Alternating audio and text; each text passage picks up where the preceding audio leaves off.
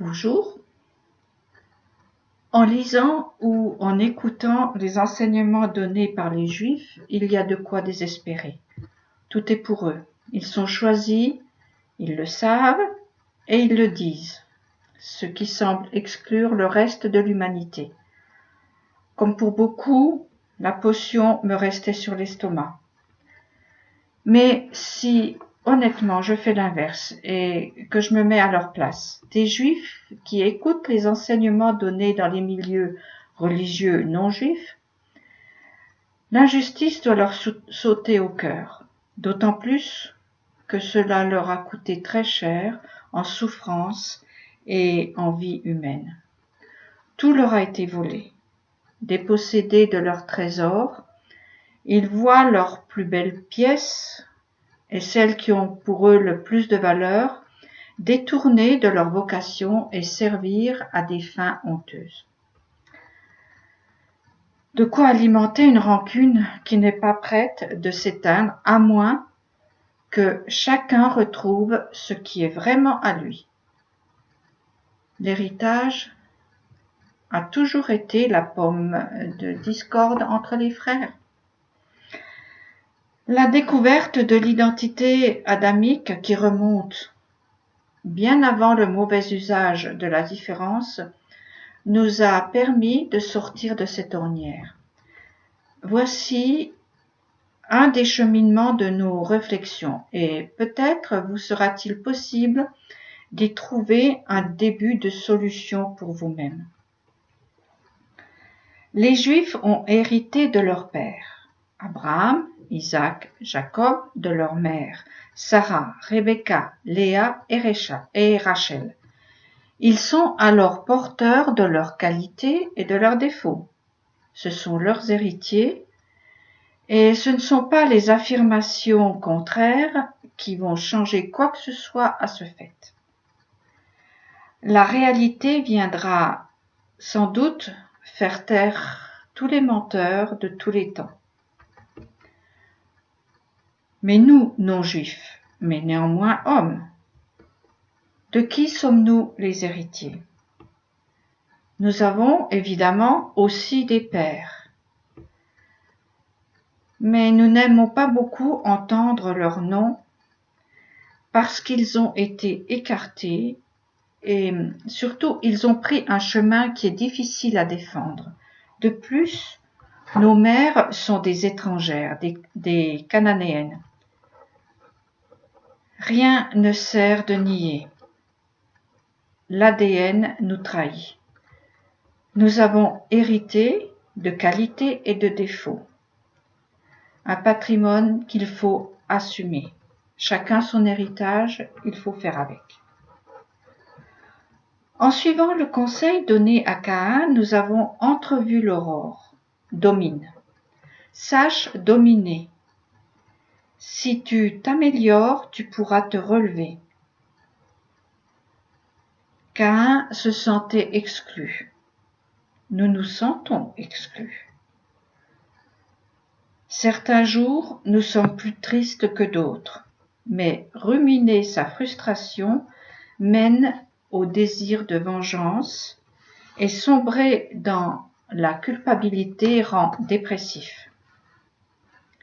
À Caïn, il a également été demandé « Pourquoi ton visage est-il abattu ? N'es-tu pas aussi le fils de ceux qui ont entendu ces mots ? Il les bénit en disant « Croissez et multipliez ». La formulation est riche de sens. Il les bénit en disant. J'espère pour ma part que la traduction n'est pas trop mauvaise. Si c'est le cas, tant pis, parce que cette formulation me va droit au cœur. Caïn avait donc les moyens de dominer parce qu'il était l'héritier d'Adam et Ève qui avaient reçu ce trésor, pouvoir dominer, pouvoir se tenir sur leurs deux jambes, sortir de la posture animale qui ne peut que subir. L'animal vit en éliminant l'autre ou en suivant son destin. Il ne peut s'enrichir en dominant sa nature. Il est pris dans un cadre d'où il ne peut et ne doit sortir. L'homme, lui, est appelé à croître, à grandir. Quel que soit son héritage, il doit s'améliorer et sortir du cadre où il est né en puisant dans les qualités de l'héritage.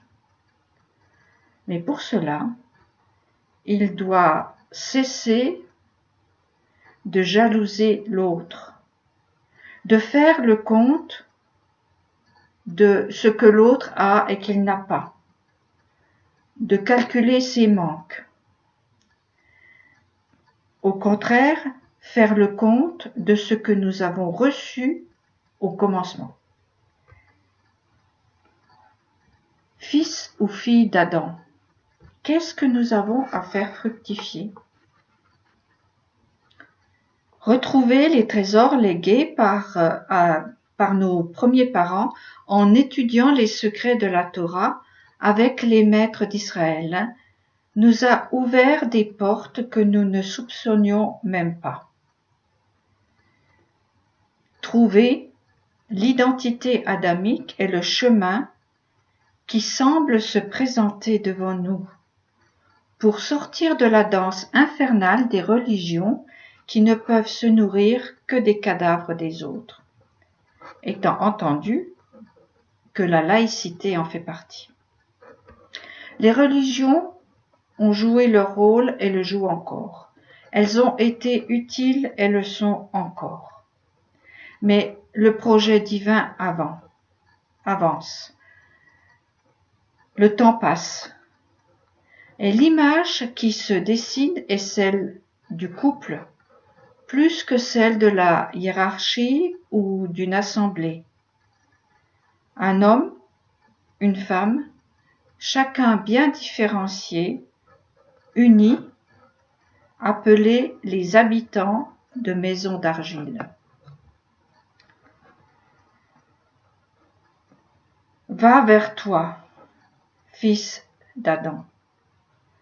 Tu es de la lignée d'Adam et d'Ève, et à ce titre, tu peux sortir du destin ou revenir de tes mauvais choix.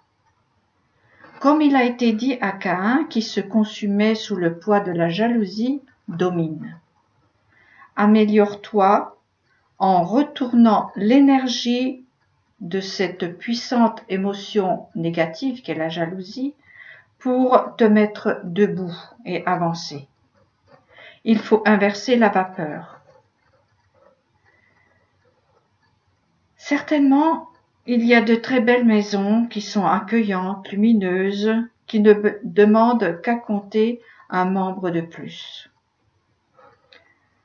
C'est une solution de rentrer dans ces maisons et de se convertir. Une autre possibilité serait de construire sa propre maison, en copiant évidemment celle du voisin que l'on jalouse, en faisant des maisons qui lui ressemblent. Mais la copie n'a pas grande valeur. Copier ou voler l'héritage ne fait pas de nous des juifs. Au mieux, des menteurs, des voleurs et au bout du bout, des meurtriers. Car nous les nions dans leur existence. Habiter chez l'autre est une solution. Un temps cela est nécessaire, comme l'enfant dans le ventre de sa mère. Puis il va grandir dans la maison de ses parents. Il dépendra aussi de maîtres pour sa formation. Mais ce sont toutes des maisons provisoires, le but étant de construire sa propre maison, celle qui le reflètera le mieux, celle qui sera le fruit de ce qu'il est et de ce qu'il a reçu. Cela fait honneur à ceux qui ont investi pour faire de lui un homme. C'est un des aspects de la parole « Honore ton père et ta mère ». Habiter chez soi, trouver son chez-soi est devenu, en ces temps d'uniformisation, une urgence vitale. Abraham a été appelé à quitter la maison des autres pour trouver non pas son paradis, son coin de paradis, mais une terre qu'il ne connaissait pas, un lieu à construire, un chez-soi à partir de ce qu'il est et avec les richesses qu'il avait acquises dans ses différentes maisons de passage. Adam a aussi été chassé de son coin de paradis qui était sa maison, c'était son chez-soi, ce qui lui ressemblait, ce qui était fait pour lui, et il sera toujours un étranger en dehors de ce lieu. Sauf s'il se rend compte qui il est, ce qu'il a emporté comme richesse. 3 choses, en fait 4. La terre dont il est fait, le souffle qu'il a reçu dans ses narines, sa peau de bête pour le protéger, et les mots qu'il a entendus. Voilà les matériaux qu'il peut récupérer pour construire son chez-soi. Abraham est le père de ceux qui ont accepté la Torah. Nous faisons partie de ceux qui n'en ont pas voulu. Alors, inutile de chercher les coupables. Ils sont très nombreux et peut-être nous en premier. Reste qu'il faut commencer. Nous avons une terre, celle dont nous sommes faits. Nous avons un souffle, celui des animaux que cette terre produit. Nous avons un autre souffle qui nous élève au-dessus de la nature, qui est celui du Créateur, et nous avons des paroles à faire valoir, mais également des paroles pour communiquer. Les fils d'Abraham construisent avec les mots de la Torah. Nous devons construire en faisant un travail sur nous-mêmes. Nous avons été prévenus. La terre, notre terre, va produire des ronces. Le travail est dur. Les accouchements sont douloureux. Mais nous arriverons chez nous, nous retrouverons ce que nous avons perdu bêtement si notre entêtement naturel est utilisé dans le bon sens. Les fils d'Adam reviennent à la maison en s'habitant. Ils sont chez eux. Lorsqu'ils retrouvent leur identité, ils redeviennent eux. Eux, c'est tout ce qui leur reste. Ils ne peuvent plus se permettre d'habiter les maisons des autres ou d'être déguisés en ce qu'ils ne sont pas. Chassés d'eux-mêmes, hors d'eux, ils ont froid et ils sont souvent violents ou bien amorphes. Ils sont en exil. La reconquête est douloureuse et coûteuse. Les fils d'Adam ne savent pas qui ils sont. Ils ne connaissent pas leur richesse, ils ne savent même pas que leur maison est en ruine. Des Juifs en exil avaient un avantage. Ils savaient qu'ils avaient une maison. Cela a nourri leur désir, leur espoir, et leur regard était tourné vers là-bas. Ceci, évidemment, n'enlève rien à la difficulté, mais ils avaient un chez eux. Les nations, elles, se croient chez elles en habitant chez l'autre. Ils deviennent alors des voleurs et surtout, les nations se mentent à elles-mêmes. Le retour des fils d'Adam est entièrement amorcé en dehors de leur volonté. Cela fait partie d'un plan qui leur échappe. Je serais tentée de dire que le mouvement est entraîné par le mouvement des Juifs qui reviennent sur leur terre, comme un appel d'air créé par le vide qu'ils laissent derrière eux. Alors, vous voyez, c'est encore la faute des Juifs. Mais dans ce cas, surtout qu'ils continuent à bouger. Nous avons besoin qu'ils bougent pour que nous puissions avancer. Nous sommes entraînés par eux et les suivons, bien sûr, tant bien que mal. Ils nous tracent le chemin, à nous de nous y engouffrer pour apprendre comment se reconstruire. Il y a longtemps, Jacob tenait le talon de son frère lorsque celui-ci est sorti de la matrice. Aujourd'hui, nous tenons le pan du manteau des fils de Jacob lorsqu'ils sortent de l'exil et rentrent chez eux. Nous allons vers l'aurore. Que sera le jour nouveau? Nous n'en savons rien. D'après la tradition juive, nous sommes les descendants d'Ésaü. Ce n'est pas très flatteur, mais comme je l'ai dit, il faut faire avec. Et à ce titre, nous allons être attirés par l'extérieur. Construire à l'extérieur pour éviter peut-être de voir l'intérieur, se construire soi. Et lorsqu'on nous dit il faut construire, notre nature va nous pousser à faire des choses admirables peut-être, mais à l'extérieur alors que nous sommes en ruine. Des malades qui construisent des malades. Nous devons nous construire de l'intérieur en écoutant les enseignements.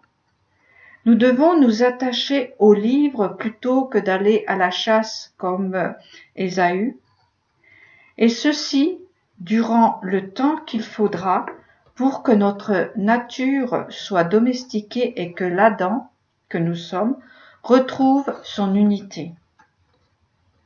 Évidemment, trouver les cellules souches de la guérison dans notre patrimoine génétique n'est pas chose aisée. Nous n'y arriverons pas seuls car tout est codé. Il faut avoir les clés. Et ces clés, nous ne les trouverons que dans la langue du commencement, chez ceux qui ont su la conserver et qui peuvent nous ouvrir les portes. Ce sont les paroles qu'il faut retrouver et auxquelles il faut s'agréger pour qu'elles ne restent pas des promesses non vécues.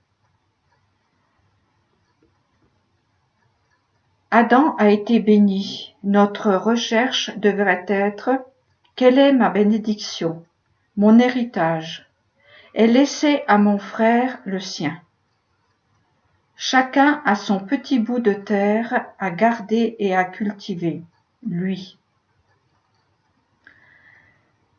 Car la solidité d'une chaîne dépend de chacun de ses maillons. Devenir un individu, être distingué, nommé, et sortir de la gélatine de l'informe. Porter un nom, c'est être un fils d'Adam.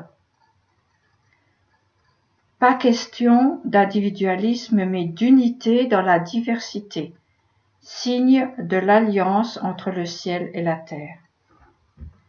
La structure de la dent n'est pas à l'extérieur, comme les moules, mais à l'intérieur avec une colonne vertébrale verticale comme la branche de palmier et souple comme le saule dans le bouquet de la fête des Soukhot. Bon courage à tous pour oser ouvrir l'héritage des fils d'Adam.